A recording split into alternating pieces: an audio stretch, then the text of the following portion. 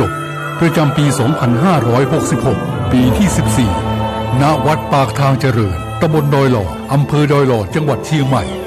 วันจันทร์ที่ 11 เดือนธันวาคม 2566 เวลา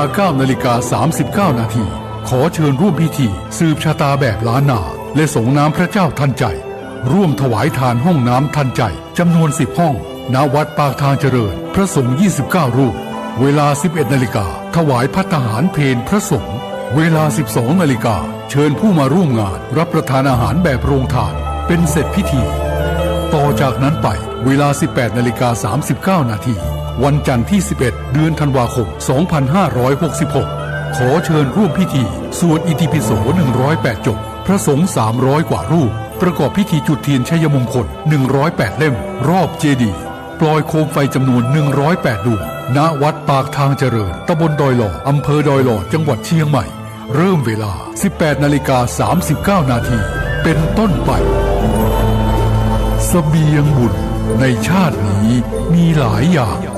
เตรียมเดินทางข้างหน้าต้องหาก่อน ยิ่งเดินทางหลายข้าต้องหาบก่อนเครื่องกินนอนมากมายสะพายเต็มเสบียงบุญชาติหน้าไม่กลัวหนักเพียงรู้จักเก็บออมถนอมเข้มบุญกิริยา